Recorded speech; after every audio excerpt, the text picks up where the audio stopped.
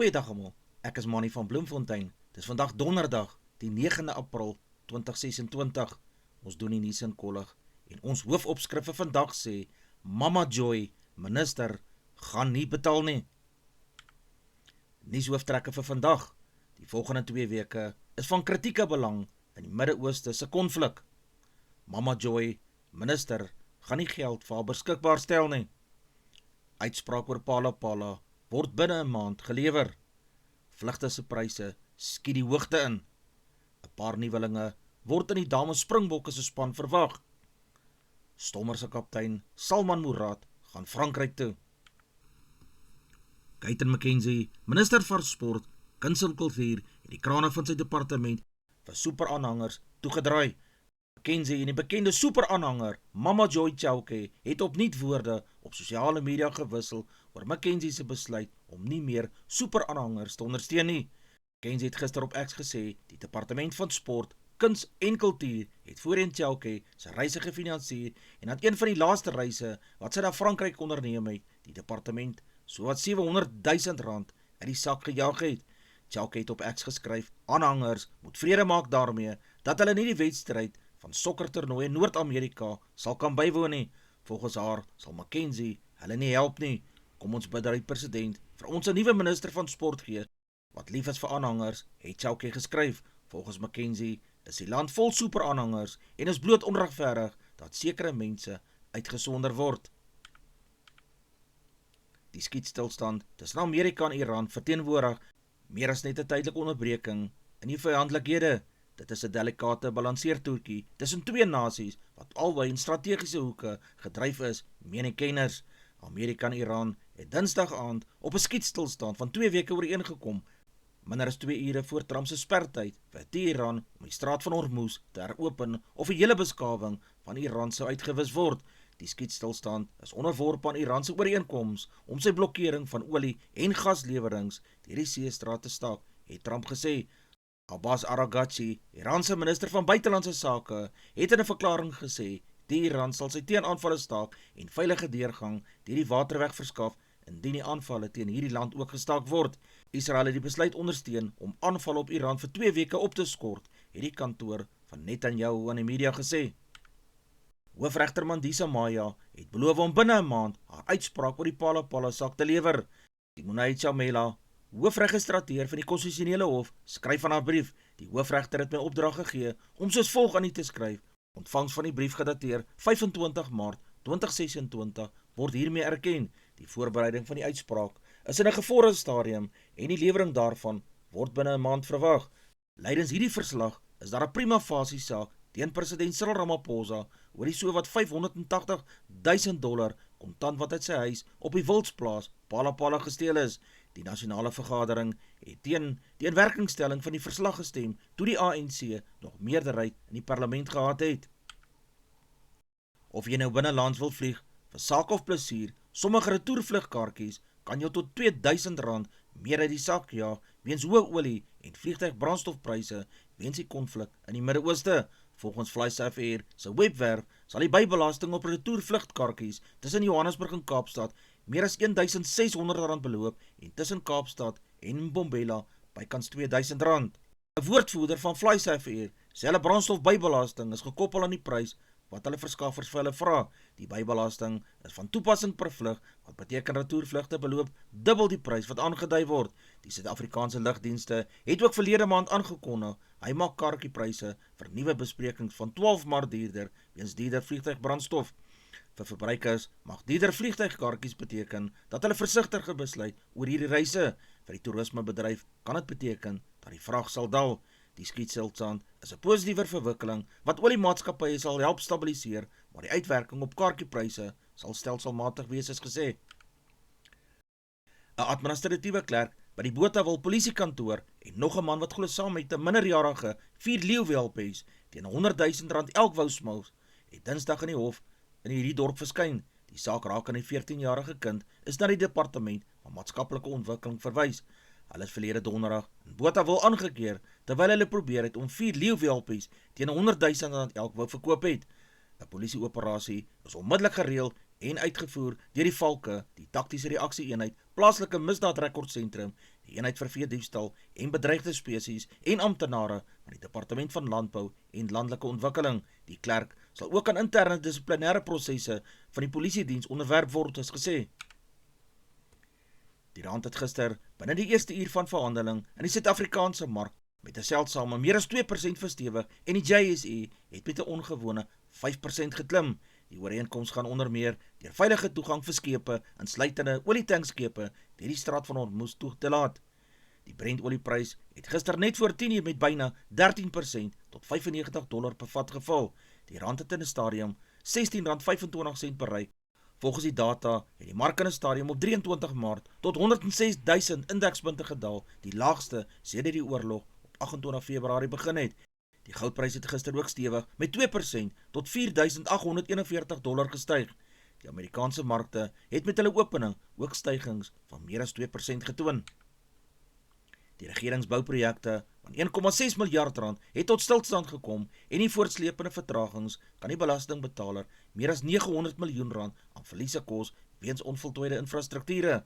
Volgens die departement se register vir infrastruktuurprojekte is daar tans 57 projekte wat spesifiek tot stilstand gekom het.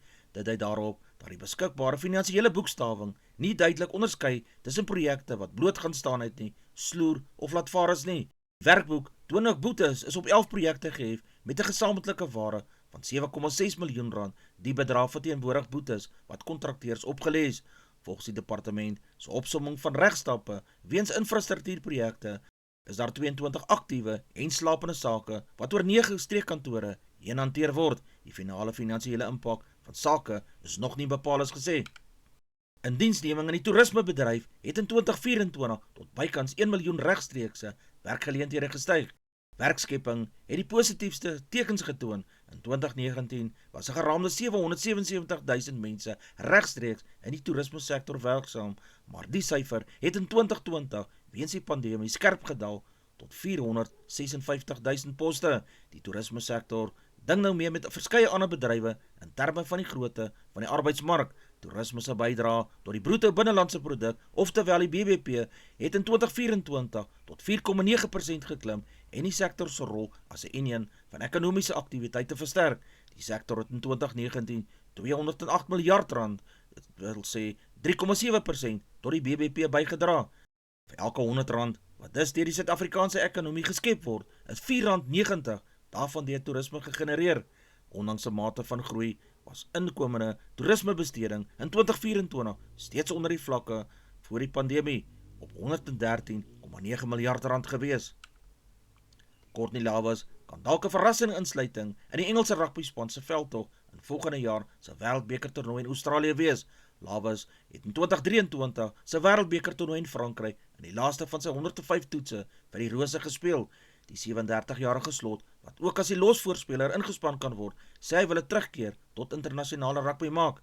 Lawes speel tans klap rugby in Frankryk se Pro D2 reeks vir die Braai span. Engeland speel in Julie in 3 toetswedstryde in die nuwe Nasie-kampioenskapsreeks. Die Rose kom op 4 Julie teen Suid-Afrika se Springbok op Ellis Park in Johannesburg te staan. 'n Paar nuwe gesigte kan in Swys-de-Bruin, afrigter van die Springbok vroue rugbyspan se oefengroep pronk na die seisoen se vroue Superliga 1 kompetisie. Die Daisies het die Boland se vrouespan met 36-15 in Saterdag se eindstryd op Loftus Versveld gewen.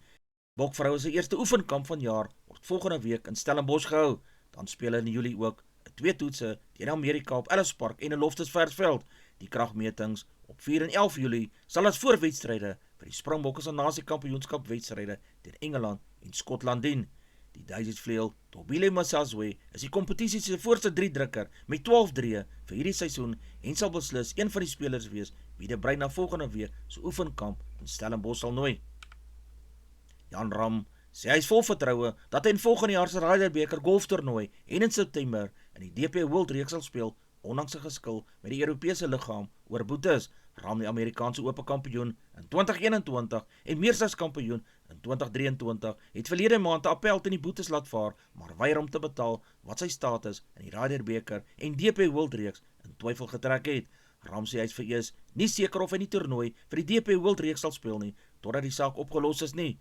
Ramsland vandag af in sy 10de meesters nadat hy verlede maand 'n LFV-titel in Hong Kong gewen het en as naaswenner in Suid-Afrika, Adelaide en Riyadh uit die stryd getree het. David Warner is van dronkbestuur aangekla nadat die polisie hom hierdie naweek in Sydney afgetrek het. Die 39-jarige Warner, wat steeds T20 cricket vir franchises oor die wêreld heen speel, was glo agter die stuur van 'n bussie wat sonnig gestop is en voor 'n Likrake toetsterrein geparkeer het. Hy is in hegtenis geneem en na 'n plaaslike polisiekantoor vervoer waar hy aangekla is van middelvlak dronkbestuur. Hy moet op 7 Mei weer in die hof verskyn. Warner het in 2024 na 'n suksesvolle tydperk uit internasionale cricket getree nadat hy 8786 lopies in sy 112 toetse aangeteken het.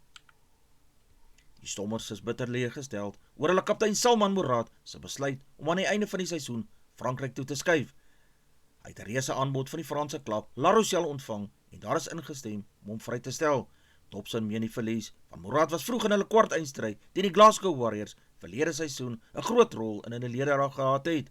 Mourad is die tweede slot waar die Stormers vir volgende seisoen aan 'n Franse klub gaan afstaan. Ruben van Heerden gaan sy loopbaan by Montpellier voortsit. Hulle wou graag vir Kobus Wiese hê, maar hy het besluit om eerder by die Bulle aan te bly. Intussen het Manono, Toulon se voormalige All Black speler, 'n skorsing van 3 weke gekry vir sy duikslag op die Stormers agterspeler Wandisile Semelane in die afgelope naweek se Europese kampioene uitspeelstryd in Toulon in Frankryk. Kevin Orkee, die 23-jarige oudleerling van die Afrikaanse Seuns Hoërskool in Pretoria, is een van 3 veranderinge wat aan die nasionale 7-span se 13-tal aangebring is wat verlede maand aan die New York toernooi deelgeneem het. Die Hong Kong toernooi, wat van 17 tot 19 April beslis sal word, is die eerste van 3 toernooie waarin die wêreldkampioenskap bestaan. Benewens die insluiting van Orkee, is Zane Davids, 'n voorspeler, ook terug in die groep. Die Blitsbokke kom in die groepwedstryde in Hong Kong teen Uruguay, Spanje en Argentinië te staan. 12 spanne neem aan die toernooi deel. Die Blitsbokgroep vir die Hong Kong toernooi is Ryan Oosthuizen het 62 toernooie gespeel, MP Pfister 50 toernooie, Zane Davids 57 toernooie, Ronald Brown 24 toernooie, Selwyn Davids 46 toernooie, Sifuye Zwapi 64 toernooie, Shilton van Wyk 32 toernooie, Kevin Orkee 12 toernooie, Donovan Don 14 toernooie, Sebastian Job 8 toernooie, David Brits 15 toernooie, Tristan Leitz 17 toernooie en Jayden Nel 1 toernooi. Advertensie van Netwerk 24, teken in en kry verskeie tydskrifte en koerante. Advertensie van Bloemkeel vir jou. U kan vir Dian of Susan by 082-390-339 kontak. Hulle sê jou voertuigsregistrasie namens jou behartig.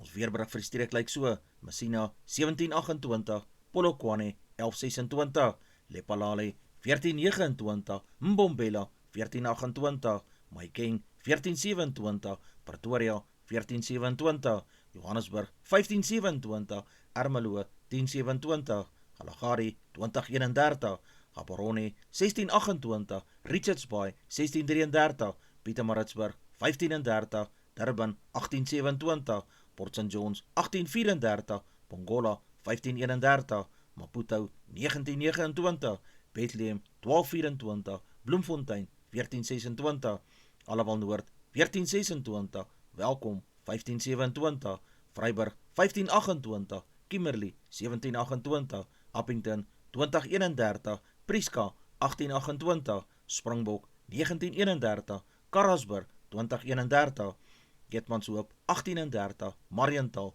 2030, Alexanderbaai 2433, Brandvlei 1831, Loederitsbaai 2635, Vredendal 2335, Kaapstad 2130, Sutherland 1424, George 1633, Jeffreys Bay 2029, Kabarra 1933, Graafrenet 1829, Kaapogillas 1826, De Aar 1623, Multino 1222, Beaufort Wes 1930, Oos-London 1934, Mabalane 1730. Ons markte vir die dag lyk so: die rand verhandel teen R16.40 teenoor die Amerikaanse dollar, die Australiese dollar kos R11.56, die euro verhandel teen R19.13, 'n pond kos R21.08, 'n yen kos 10 sent, platinum per fyn ons is $2043, palladium per fyn ons is $1,573, silwer per fyn ons is $74 $1,055 sent. Goud per fyn ons is $4,729. Brent olie per vat is $109,27 sent. Ons gedagte vir die dag: droom groot, werk harder, laat dinge gebeur, bereik jou doelwitte.